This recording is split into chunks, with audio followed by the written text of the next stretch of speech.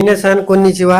आजको भिडियोमा म हजुरहरूलाई लत्ता कपडालाई जापानिज भाषामा कसरी प्रोनाउन्सिएसन गरिन्छ त्यसको बारेमा बताउन गइरहेको छु। ल लागौँ है त। इफुकु भनेको लत्ता कपडा हुन्छ। किमोनो जापानिज पोसाक, हाम्रो चाहिँ दौरा सुरुवाल जस्तै जापानिजहरूले लगाउने पोसाकलाई चाहिँ किमोनो भनिन्छ। त्यस्तै उवागी भनेको ज्याकेट, माथि लगाउने ज्याकेटलाई उवागी भनिन्छ। सितागी भनेको भित्री वस्त्र अन्डरवेयरहरूलाई चाहिँ सितागी भनिन्छ। सुचु भनेको सुट, सुटलाई सुचु। त्यस्तै जुबोन, पान्चु र जिन्जु भनेको चाहिँ सुरुवाल, प्यान्ट, जिन्स। अब यो चाहिँ जुबोनलाई सुरुवाल, पान्चु प्यान्ट, जिन्जु जिन्स है। त्यस्तै वान पिसु भनेको चाहिँ एक सरो पोसाक, वान पिस भन्छ नि, त्यसलाई चाहिँ वान पिसु भनिन्छ। सुकातो भनेको जामा, जामालाई सुकातो।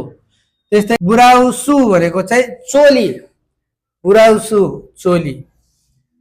स्याचु सर्ट, सेता स्वेटर, स्वेटरलाई सेता भनिन्छ।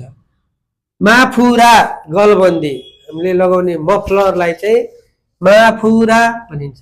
त्यस्तै जौरी भनेको चप्पल, चप्पललाई जौरी भनिन्छ।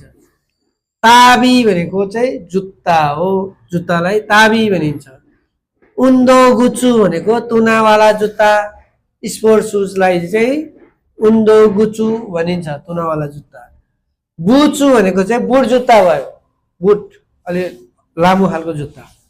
त्यस्तै हाई हिरु भनेको अग्लो जुत्ता, अग्लो जुत्तालाई हाई हिरु भनिन्छ। त्यस्तै तेबुकुरो भनेको पन्जा, ग्लोभ्सलाई तेबुकुरो भनिन्छ। कुचुसिता मोजा, मोजालाई कुचुसिता भनिन्छ।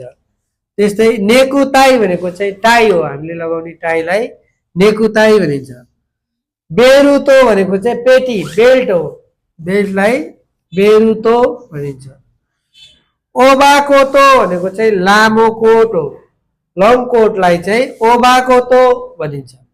त्यस्तै रेइनकोतो भनेको चाहिँ वर्षादी, पानी पर्दा लगाउने वर्षादीलाई चाहिँ रेइनकोतो भनिन्छ। आरिगातो गोजाइमास।